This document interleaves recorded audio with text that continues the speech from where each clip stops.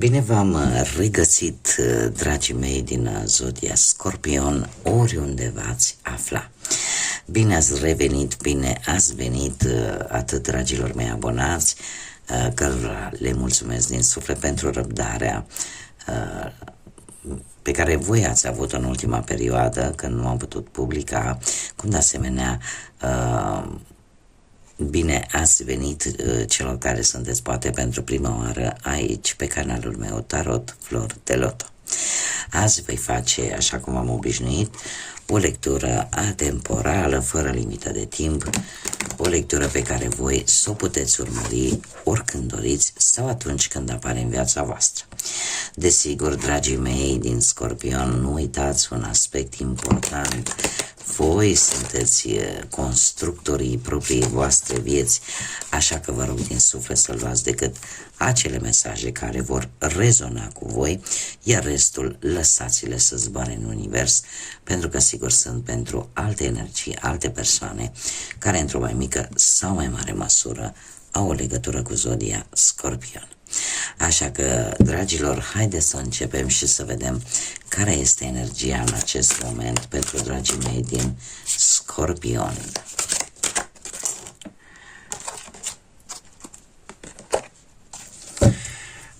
Și avem această mare furtunoasă, numărul 32, și calmitate în furtună. Dragilor, cifra 32, printr-o reducere simplă pitagorică, ne va da un 5. Un 5 care ne vorbește poate de libertate pentru unii, pentru alții ne poate vorbi de o schimbare, pentru alții ne poate vorbi de instabilitate, de anumite conflicte, poate, de curaj, de obstacole care vin cu noi experiențe, cum de asemenea ne mai poate vorbi chiar și de anumite tensiuni care aduc după sine mari schimbări. Se pare că unii dintre voi v-ați dat seama că trebuie să fiți foarte flexibili în anumite situații și să încercați să vă adaptați unor noi schimbări, unor noi situații. Cartea în sine, această mare furtunoasă, îmi vorbește de o stare în care voi treceți printr-o agitație, prin mari schimbări și în care probabil că cel mai bun lucru ar fi să vă ascultați propria voastră intuiție și în felul ăsta să nu vă pierdeți în toată această mare plină de provocări, de agitație, da? Și ascultați-vă intuiția în așa fel încât să nu vă pierdeți drumul, să nu vă pierdeți scopul. Haideți să vedem ce ne spune tarotul pentru dragii mei din Scorpion pe plan profesional. Ce vine pentru dragii mei din Scorpion? Ei, se pare că nu de mult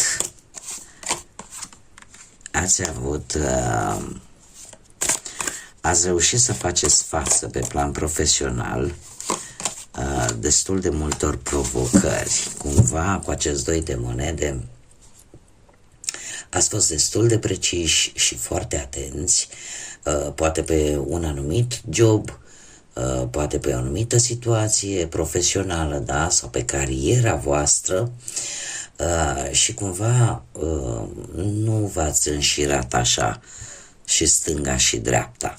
Alții poate ați reușit, nu știu, să vă împărțiți între 2 joburi care pentru voi erau importante, sau poate ați reușit să vă împărțiți între muncă și poate un anumit curs, da? În a deprinde ceva nou. Cert este că în prezent cu acest cavaler de monede, nu știu dacă zodiile de pământ vă spun ceva, Taur, Fecioară sau Capricorn, care pot avea legătură cu viața voastră profesională, acest cavaler de monede îmi spune în felul următor că sunteți foarte meticuloși. Cumva în interiorul vostru știți că veți câștiga ceva ce are legătură cu munca, cu cariera voastră profesională. De asemenea, dacă unii dintre voi se gândeau să schimbe jobul, se pare că nu este tocmai cel mai bun moment. Iar alții care sunteți în căutare de job, ar trebui poate să căutați în locuri unde voi cunoașteți foarte bine activitatea respectivă, da, ce aveți de făcut acolo. Trebuie să vă mai spun un lucru, și anume faptul că cavalerul de monede într-adevăr este cel mai lent cavaler, adică lucrurile se vor mișca cu lentitudine, dar asta nu înseamnă că nu se vor mișca în direcția bună. Într-un viitor apropiat avem un doi de spade care îmi spune că poate veni un ușor blocaj din punctul ăsta de vedere al carierei. De ce? Pentru că e posibil ca unii dintre voi să fiți în situația în care trebuie să așteptați un anumit răspuns. Dar dacă totul este făcut corect, dacă totul este făcut așa cum trebuie, atunci acest răspuns nu are cum să nu iasă bine. Cum de asemenea unii dintre voi e posibil să simtă nevoia de a mai cere o părere cuiva. De ce? Pentru că e posibil să apară un anumit dubiu, o anumită îndoială în ceva relaționat cu munca. Mergem mai departe și haideți să vedem cu bănuții. Dragilor, aveți roata norocului. Într-un trecut nu foarte îndepărtat, se pare că ceva s-a schimbat la nivel material. Ceva care pe voi v-a ajutat poate să faceți o anumită călătorie sau să luați o anumită decizie importantă. Nu știu dacă zodia Rac are vreo însemnătate pentru unii dintre voi pe planul ăsta material, bănesc, financiar, dar se pare că în acest moment sunteți foarte hotărâți pe o anumită situație bănească. Iar faptul că avem și un rege de bâte, asta iar îmi vine cu niște zodii, în special zodia leu, dar poate să fie berbec sau săgetător, iar asta îmi spune că există cineva în care voi aveți încredere din punctul ăsta de vedere al banilor. Sau poate cumva ai istețimea de a obține lucruri. De a obține lucruri care involuntar pot conduce la un câștig de bani. Și în felul ăsta îți dai seama că această decizie pe care în acest moment poate, sau această hotărâre pe care o ai în acest moment, te va duce către drumul cel bun. De asemenea, regele de bâte îmi spune că în următoarea perioadă vei fi de neclintit și parcă nimic nu o să te poată opri, nu ți este frică de niciun fel de provocare și cumva încerci să vezi din punct de vedere financiar o anumită situație pe termen lung, către viitor, dar pe termen lung, nu pe termen scurt. Și chiar dacă unii dintre voi posibil să traverseze o anumită perioadă destul de grea din punctul ăsta de vedere, este ceva care nu va dura o eternitate. Haideți să vedem cu dragostea cum stați prima oară pentru cei care sunteți într-o relație. Foarte interesant. Și aici sunteți și voi. Dragilor, ce pot să vă spun că e aglomerație mare aici. Se pare că într-un trecut nu foarte îndepărtat, am aici ca și zodie, mai întâi să vă spun zodiile. Zodii de aer, Gemeni, Balanță, Vărsător, avem zodia voastră cu moartea. Și acum revenind la mesaj, această regină de spade într-un trecut nu foarte îndepărtat, mie îmi spune că a existat un personaj destul de puternic, care într-un fel sau altul, da, adică a putut influența ori în bine, ori în rău relația voastră. Alții, e posibil să fi trecut printr-o fază în care impulsivitatea și acele dialoguri foarte directe, foarte dure, să vă fi jucat feste, da, să vă fi adus posibil anumite tensiuni în relație. În prezent, cu lumea, există ceva care ceva se schimbă. Nu știu, unii dintre voi, ori vă simțiți voi iubiți, protejați, Ori poate alții, da, deci nu pentru toată lumea, alții poate află de venirea pe lumea unui copil și atunci ceva se schimbă în voi. E ca și cum ai zice, se termină un capitol. Un capitol din viața mea se termină și începe unul nou. Iar asta, după cum bine vedem cu cartea voastră, cu arcanul vostru major, care este moartea, care ne vorbește de transformare și de puterea pe care voi o aveți de a renaște de fiecare dată și a vă transforma.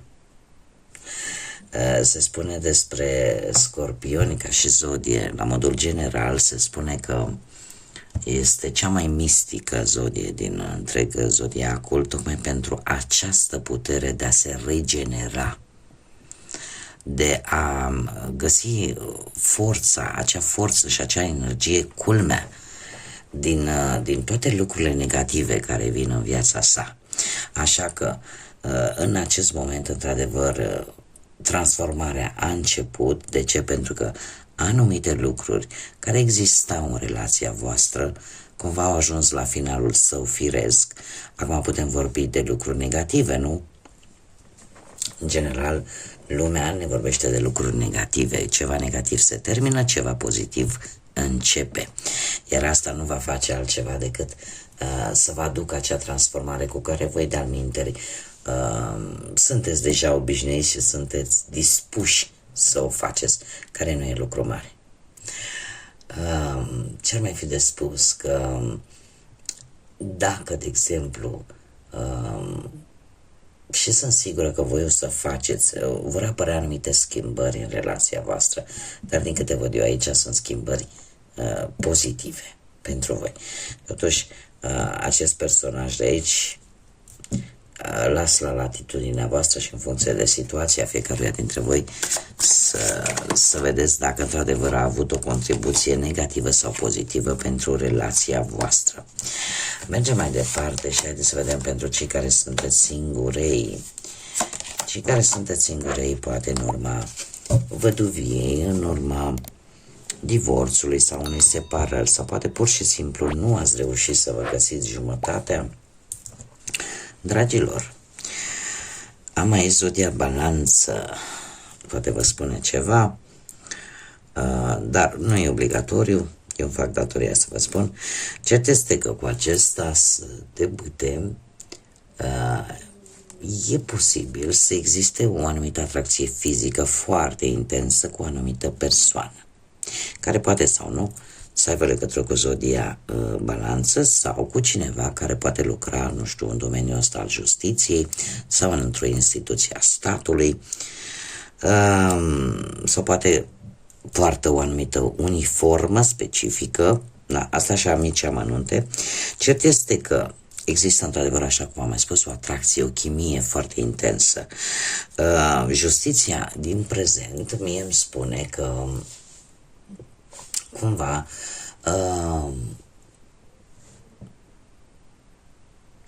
va veni un moment, sau poate chiar a venit în momentul în care voi urmăriți această lectură, cumva o întâlnire sau o cunoști sau vei cunoaște, mai bine zis, mult mai bine respectiva persoană.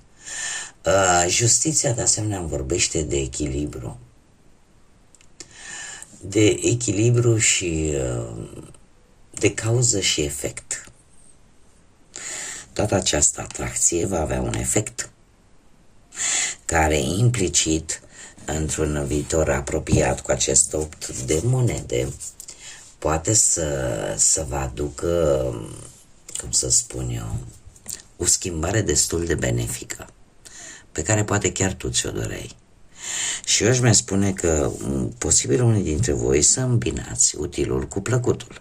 De ce? Pentru că aici optul ăsta de monede mie îmi spune că apare cumva o conexiune atât legată de muncă, de bani, dar și de atracție.